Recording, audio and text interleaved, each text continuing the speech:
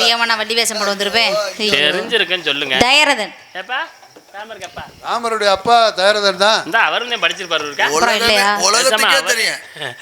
தயரதனுக்கு ஒரு அப்பா இருந்திருப்பார்ல, அவர் பேர் என்னமா? அடேங்கப்பா, இதோட தெரியாம நீ வள்ளி வேஷம் போடுற?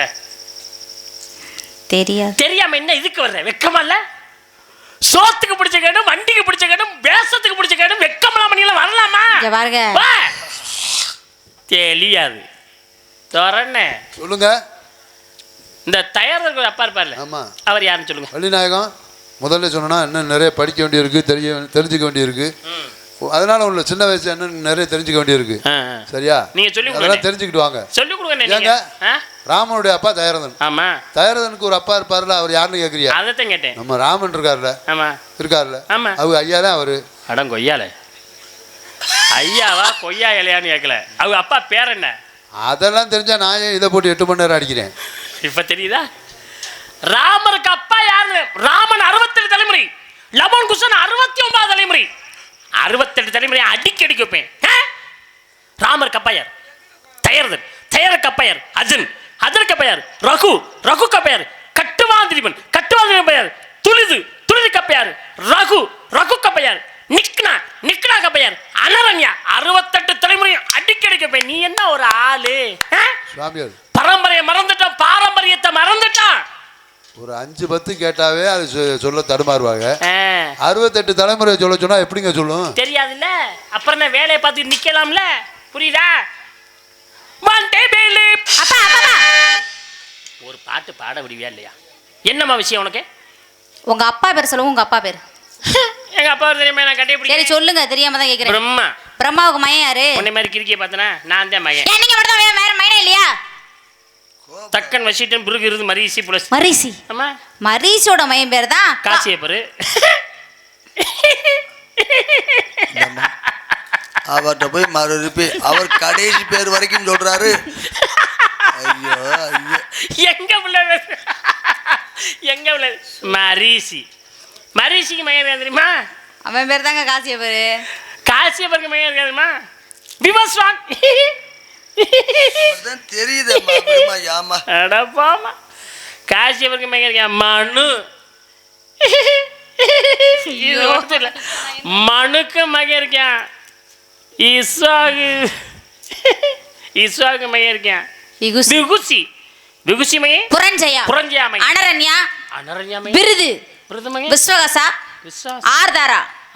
யுவான்ஷ்வா. ஸ்ரவஸ்ட். பிரதேஷ்வா. குவலஷ்வா. ஹரியஷ்வா. புரோமத். நிகும்பு. சண்டஸ்வா. கிருஷ்ணஸ்வா. பிரசன்ஜித். யுவான்ஷ்வா. மாண்டாதா. அம்பரீஷா. ஹரிதா. பிரதஸ்யு. அனரண்யா. கிருஷ்ணஸ்தஸ்வா. திருத்தன்வா. அருணா. திரிசங்கு. அரிச்சந்திரன். லோகிதாஸ்வா. அரித். சஞ்சு. விஜய். பாகு. சாகாரா. அசமஞ்சன். அன்சுமன். திலீபன். பகிரதன். சுருத். நபக். அம்பரீஷ். சிந்துவி. பிரதயு. சுருதுவர்ணா. சர்வகாமா. சூதஸ். மித்ரஷா. சர்வகாமா. அனரண்யா. நிக்னா. ரகு. துளிது. கட்டுவாங்க திலீபன். ரகு. அஜன் மைந்தா. தயரதன் மைந்தா. ராமன் மைந்தா. லவகுசன். போதுமா?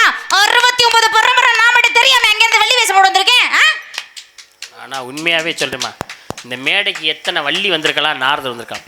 எமக்கு தெரிய இந்த ராமருடைய பரம்பரை 68 தலைமுறையும் சொன்ன ஒரே வள்ளி நாயகன் நீங்களாக திறக்க. வாழ்க பல்லாண்டு, வாழ்க வளமுடன். நான் தான் அப்பவே சொன்னல, அந்த அம்மா சொல்லிடுவான்னு பொண்ணே அப்படியே. சரியா? இத்தனை கேட்டானு இந்த அளவுக்கு தாங்கள் திறமை. உண்மையாவே சொல்றேன், ஒரு மேடைக்கு நம்ம ஒரு ஊருக்கு நாடத்துக்கு வந்தோம்னா அவங்க கொடுக்குற பணத்தை வாங்கி சாப்பிட்டா உடம்புல சாரணும். ஏன்னா அந்த அளவுக்கு அப்படி இதோட இந்த கோட்டோட இந்த இதோட புரிய வச்சு பூரா ரசிகர்கள் அந்த அளவுக்கு திறமையான ஞானஸ்தர்கள் ரசிகர்கள், அந்த அளவுக்கு ஒரு அறிவாளிகளை நாம் சந்தித்திருக்கின்றோம். இந்த ஞானஸ்தருடைய ஆசீர்வாதம் மட்டும் இருந்துச்சுன்னா நீங்கள் என்றைக்குமே நல்லா இருப்பீங்க. ஆமாம், அதுக்கே நீங்கள் நல்லா இருப்பீங்க. நல்ல தெய்வம்மா, தெய்வத்துடைய அருட்கடாட்சம் தான் நீங்கள் என்றைக்குமே நல்லா இருப்பீங்க. அருமையான நமது ஆஸ்தான வித்வான்கள் இசைக்கலைஞருடைய ஆசீர்வாதம் தான் என்றும் நல்லா இருப்பீங்க. எனது ஆசை என்று உண்டு. வாழ்க பல்லாண்டு, வாழ்க வளமுடன். பெரிய மனுஷன் மாதிரி பேசுறாரு. இவ்வளவு நேரம் சின்ன மாதிரியா இருந்தேன். இல்லை, ஒரு விஷயம் என்னதான் விளக்கு தங்க விளக்காக இருந்தாலும் அது சுடர் விட்டு எரியணும்னா அதுக்கு ஒரு தூண்டுகோல் வேணும். அப்படி சொல்லுங்க. அந்த அம்மா எவ்வளோ படிச்சிருந்தாலும் அவங்களுக்குள்ள எவ்வளோதான் திறமை இருந்தாலும் அதை வெளிக்கொண்டு வரணும்னா இப்போ நீங்கள் கேள்வி கேட்டதுனால தான் அவங்க பதில் சொல்ல முடிஞ்சது. ஆமாம் ஆமாம். அவங்களுக்கு தெரியுங்கிற எப்படி தெரியும் நீங்கள் கேட்டதுனால தான். அந்த வகையில் முதல்ல உங்களுக்கு தான் ஒரு கைதட்டு கொடுக்கணும். கைதட்டு கொடுக்கணும். நன்றி. அது கற்றாரே கற்றார் காமொருவர். நீங்க பெரிய லெவல்ல போறீங்க. வேற படிச்சவங்களும் சேர்றப்ப தான் பல கருத்துக்கள் வெளியாகும். ஒன்று நல்லா சொன்னீங்க. ஒரு விஷயம் நான் ஏத்துக்கிறேன். சுடர் விளக்காயினும் தூண்டுகோல், தங்க விளக்காயினும் தூண்டுகோல் வேண்டும் என்று. எல்லா விளக்கும் விளக்கல்ல, இடையிலே அணைஞ்சு போகிற விளக்கெல்லாம் இருக்குது. அப்படி விளக்கலாம் இருக்கிறது. என்றும் அணையா விளக்குன்னு சொல்ல போனால் நமது கே நந்தினி அவர்களைத்தான். இந்த அளவுக்கு அணையா விளக்கு என்று அவர்களை சொல்லலாம். சிரமமான நிறைய மனப்பாட சக்திங்க. பேசுகிற வந்தம் போனோம்னு இல்லாமல் நாடகத்தில் மனப்பாடம் ஏதோ ஒன்று சொல்லுவோம். பாரம்பரியத்தை மறந்துட்டோம்ல. 7 தலைமுறைன்னு சொல்கிறோமே, 7 தலைமுறைன்னு தான் இன்னைக்கும் சொல்கிறான். அந்த 7 தலைமுறை என்னென்ன தலைமுறை? நாம், தாய் தந்தை, பாட்டன் பாட்டி, பூட்டன் பூட்டி, ஓட்டன் ஓட்டி, செய்யோன் செய்யோல், பரன் பறை, பரன் கூட்டல் பறை, பரம்பரை பரம்பரை, 7 பரம்பரைன்னு சொல்லுவோம். இதுதாங்க பரம்பரை. நம்மளை தெரியும், தாய் தந்தையை தெரியும், பாட்டன் பாட்டி வரலும் தெரியும். பூட்டன் பூட்டியோட ஒரு சிலர் சொல்லுவாங்க. ஓட்டன் ஓட்டி, சேயோன் சேயோல், பரம்பரை பரன் கூட்டல் வரை பரம்பரை. இதுதான் நம்ம பரம்பரைங்கிறதே. நம்ம பாட்டேன் கொள்ளு பாட்டி அப்படிதான் போயிடும். நம்ம பாட்டன் பாட்டி, பூட்டன் பூட்டி, ஓட்டோன் ஓட்டி, சேயோன் சேயோல், இதான் நம்ம பரம்பரை. இதான் நம்ம ஒரு 7 தலைமுறை. அந்த அளவுக்கு விளக்கு சுடர் விட்டு எரிகிற விளக்கு என்றால் நந்தினி அவர்கள் என்று சொன்னேன். இந்த மனப்பாட சக்தி இருக்கிறதே முக்கியம். நம்மளுக்கு இது வேற விஷயமே கிடையாது. உண்மையாவே நான்லாம் சின்ன வயசுல மனப்பாடம் பண்ணதான் இன்னைக்கு இவ்வளவு பேசுறதுக்கு ஒரு காரணமாக இருந்தது. சிறு வயதுல இவங்க மனப்பாடம் பண்ணதுனால தான் இன்னைக்கு பேசுறவளவு இருக்கு.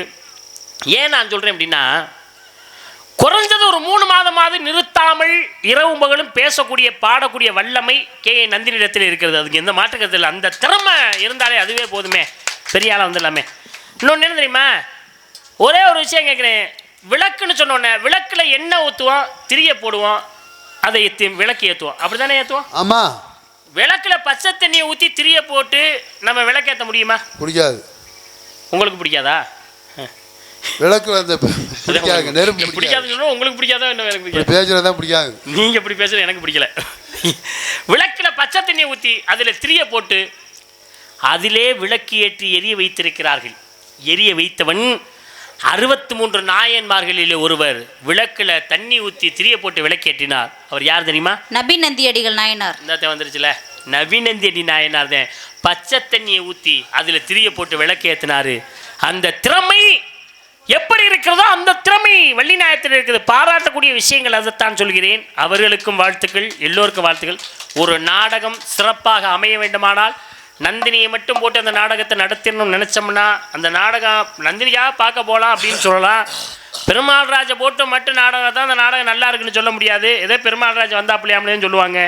துரைராஜனை மட்டும் போட்டால் துரைராஜனுக்காக நாடகம் பார்க்க போகலாம். அலையேசனை மட்டும் போட்டால் அலையேசனுக்கு பார்க்கலாம் போகலாம்னு சொல்லுவாங்க.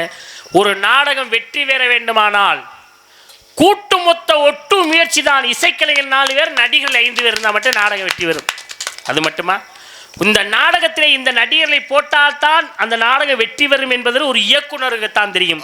அந்த அமைப்பாளர் இயக்குனர் அந்த மோகன் தம்பி சிறுவயதாக இருந்தாலும் கூட அந்த பையனுக்கு ஒரு திறமைகள் இருப்பதனால தான் இந்த நாடக நடிகர்களை இவரால் போட முடிந்தது.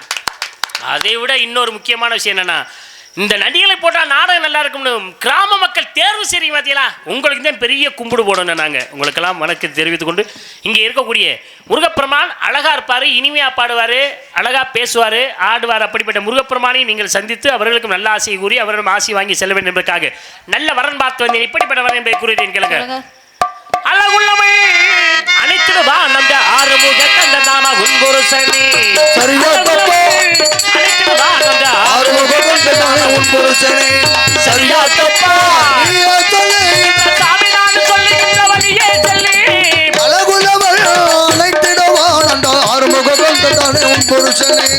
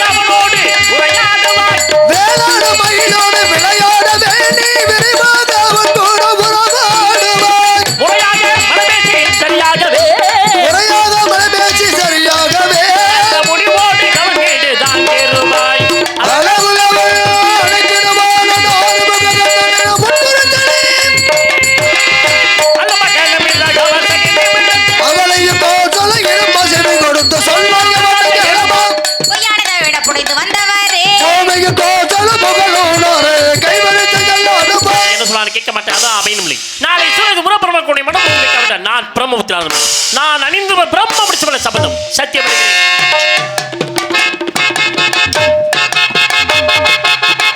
அப்பா, நாரதர் வந்தார், கலகம் செய்தார், சென்று விட்டார். அப்படியெல்லாம் கூறக்கூடாது. யா, நாரதர் வந்தார், கலகம் செய்தார், நீங்க போட்ட பொருளை தெரித்து ஓடி விட்டார்.